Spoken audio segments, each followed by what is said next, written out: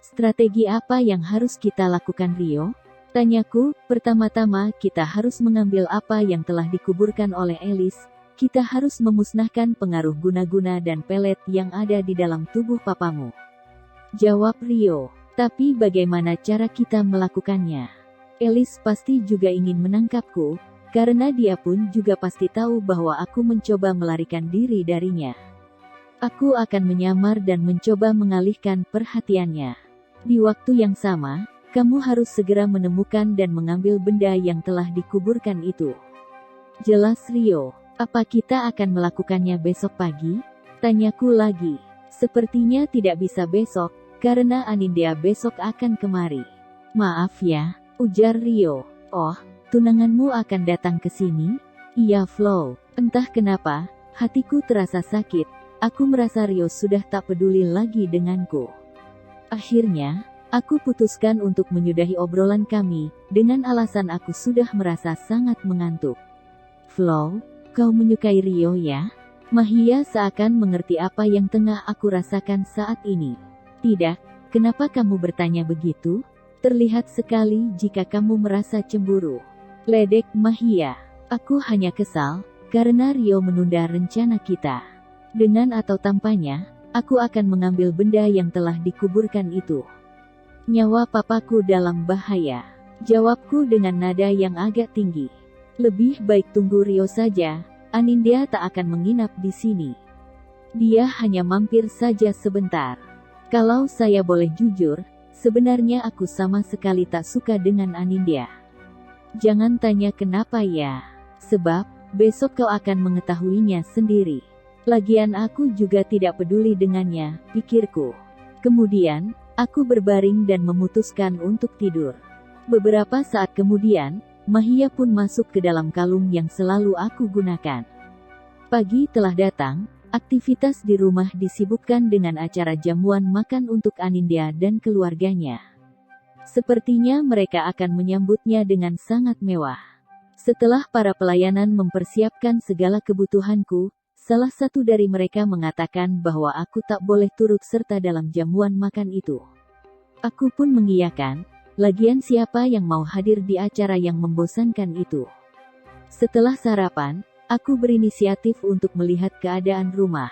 Aku meminta pelayan, agar mereka memberikan aku syal dan juga masker.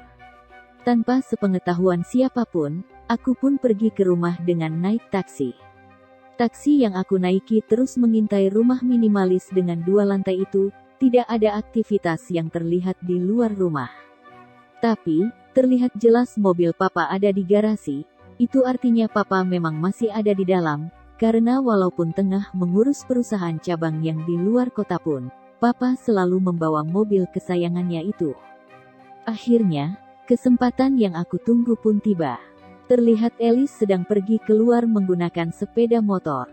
Tak ingin ku lewatkan kesempatan tersebut, aku pun menggunakan syal sebagai kerudung dan menggunakan masker agar tak ada yang mengenaliku. Bergegas aku berlari menuju ke halaman belakang, aku terus mencari dan menggali untuk menemukan benda yang dikubur Alice. Setengah jam berlalu, akhirnya aku berhasil menemukannya. Memang benar, isi bungkusan di dalam kain kafan itu adalah sebuah celana dalam, bunga-bunga yang sudah kering, foto papa dan sebuah tanah. Apa ini tanah kuburan? Waktuku tak banyak, sehingga aku rapikan kembali setiap galian yang telah aku buat.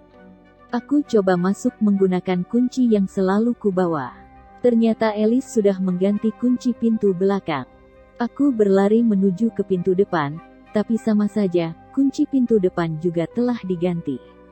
Akhirnya, aku pun kembali menuju taksi yang sedari tadi masih menunggu. Syukurlah berselang beberapa menit kemudian, Alice kembali. Dia membawa kantong belanjaan, sepertinya dia memang dari supermarket. Walaupun, kali ini aku belum dapat menyelamatkan papa. Tapi setidaknya, pengaruh buruk guna-guna itu akan segera lenyap. Namun, akan aku apakah benda ini? Nanti saja, aku akan bertanya dengan Rio setelah dia menghabiskan waktu dengan calon istrinya itu. Sesampainya aku di rumah Rio, sudah ada banyak mobil yang berjajar di halaman rumahnya. Mungkin rombongan keluarga Anindya sudah datang. Tanpa ingin tahu soal mereka, aku pun kembali ke kamar untuk berganti pakaian. Aku lebih nyaman menggunakan kaos dan juga celana panjang. "Permisi non, Raden Ayu Anindya ingin bertemu," kata seorang pelayan terhadapku. Aku pun membukakan pintu kamarku dan mempersilahkan gadis itu masuk. Ku pandangi wajahnya, cantik dan penampilannya pun elegan, begitu kental khas keluarga bangsawan. Aku pun mempersilahkan dia duduk. "Jadi kamu kawannya Mas Rio?" Anindya berkata sinis. "Iya, kamu Anindya kan?" balasku ramah. "Jangan sok akrab denganku. Kamu hanyalah gadis bule yang ugal-ugalan. Apalagi yang aku dengar, latar belakang keluargamu berantakan. Mereka saling membunuh satu sama lain. Sungguh mengerikan sekali." Aku turut berempati. Ternyata Tuan Putri ini hanya ingin menghinaku saja. Tapi, aku harus tetap sabar. Aku sadar, apa posisiku saat ini, yang tidak lebih dari seorang tamu yang numpang hidup sementara waktu. Lihat penampilanmu seperti gadis berandalan. Setidaknya bersikaplah solihah sepertiku menggunakan hijab dan berpakaian sopan. Aku adalah calon nyonya besar di rumah ini, setidaknya kamu harus mengerti itu. Lanjutnya lagi, "Maafkan aku Anin. Jangan lancang ya. Panggil Raden Ayu Anindya." Dia semakin menyebalkan. "Iya Raden Ayu," jawabku penuh emosi. "Apa ini, kamu di sini hanya numpang? Bule miskin sepertimu, akan hidup di pinggir jalan kalau sampai-sampai kelakuanmu ini aku adukan kepada Om Ajisoko." "Begini saja ya Raden Ayu Anindya, kita berbicara di luar saja agar lebih enak." Aku sengaja mengajaknya ke ruang tamu, agar setiap percakapan kami bisa terekam jelas oleh CCTV. "Apa hubunganmu dengan Rio?" Dia mulai menginterogasiku. Dari sini, aku baru mengetahui ternyata dia cemburu dengan kehadiranku. "Kami hanya berteman, tidak lebih. Jangan pikir aku ini bodoh ya. Kau pasti berniat jadi pelakor, kamu pasti memanfaatkan kebaikan Rio untuk membantumu. Bukannya itu adalah ajaran keluargamu? Tak usah menyangkal, aku sudah tahu semuanya, bahwa kau ini anak dari istri kedua. Anak seorang pelakor, yang nantinya pasti akan jadi pelakor juga. Jaga ucapanmu ya." Aku menunjuk ke arah wajahnya. Plak, Anindya menamparku keras. "Jangan berani-beraninya padaku. Aku bangsawan, kau hanya sampah. Jangan berani lagi kamu menunjuk muka ayuku ini seperti itu." Setelah mengatakannya, Anindya pun berlalu pergi. Dengan rasa kesal dan marah, aku kembali ke kamarku. Banyak-banyak aku ucapkan istighfar. Namun, tak lama kemudian, ada orang yang mengetuk pintuku dengan keras. "Ada apa, Om?" Ternyata yang mengetuk pintu adalah Om Ajisoko. Ketika pintu kamar terbuka, terlihat ada banyak orang. Anindya pun menangis. "Apa yang kamu lakukan sama Anindya?" Om Ajisoko bertanya dengan nada suara yang tinggi. "Maaf Om, saya tidak melakukan apa-apa. Sungguh, aku pun membela diri. Dia bohong. Saksinya adalah para pelayan yang dari tadi sedang bersama kami." Anindya berkata sambil mengeluarkan air mata buaya. "Iya Tuan, kami melihat bahwa Non Florisa menamparkan Raden Ayu Anindya." Pelayan ketiga pelayanan itu membuatku terkejut, mereka memutar balikkan fakta. Rio pun sama sekali tak membelaku, padahal aku terus melihat ke arahnya. Plak, tamparan keras mendarat di wajahku lagi. Bagaimana rasanya ditampar? Kali ini yang menamparkan dan yang berbicara adalah Ibunda Rio. "Terima kasih atas pelayanan kalian selama ini. Maaf jika kehadiran saya menimbulkan banyak masalah. Saya akan mengingat bahwa keluarga kalian yang menolong saya dalam kesusahan. Saya akan pergi dari sini, tapi tanpa mengurangi rasa hormat sedikit pun kepada kalian. Tolong jangan nodai darah bangsawan yang kalian miliki. Setidaknya cari tahu buktinya, sebelum menyalahkan orang lain. Saya permisi." Setelah mengatakannya, aku melangkahkan kaki untuk pergi, ku bawa tas ransel milikku. Mereka hanya memandangiku berlalu pergi. Cuaca begitu terik, aku begitu kehausan. Siang ini, aku tak punya arah tujuan.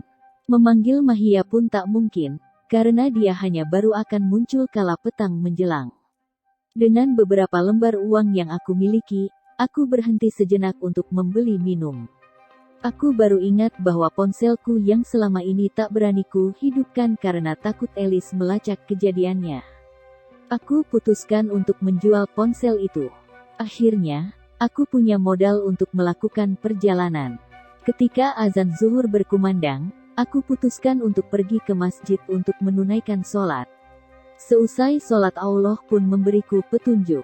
Allah membuat diriku teringat bahwa 100% saham perusahaan Papa adalah milikku. Sekarang, aku tahu kemana akan pergi. Aku akan pergi ke rumah pengacara sekaligus notaris keluarga kami. Sesampainya di sana, Pak Hermawan begitu terkejut dengan kehadiranku. Karena, beliau menganggap bahwa aku belum sembuh. Tapi, setelah aku berhasil meyakinkannya, akhirnya beliau memberitahukan bahwa aku adalah hak pewaris satu-satunya dari perusahaan Papa. Beliau pun bertanya akan keberadaan Papa. Beliau dan istrinya yang selama ini menganggapku seperti anak sendiri, merasa iba dan sedih perihal kondisiku. Sepasang suami istri yang baik hati itu, menawarkanku untuk menginap di rumah mereka. Tapi aku tak ingin merepotkan, sehingga aku memutuskan untuk mengontrak rumah kecil di pinggir kota. Setidaknya, di sini akan aku mulai hidup yang baru. Besok pagi pimpinan perusahaan keluargaku akan aku ambil alih. Akan aku bayar setiap balas jasa dan kerugian dari setiap kekacauan yang timbul di rumah Rio. Terutama soal Anindya, aku ingin mencari tahu tentang latar belakang keluarganya. Bukannya ingin membalas dendam, tapi aku ingin membuktikan kepada mereka bahwa gadis yang mereka tolong selama ini juga bisa sukses.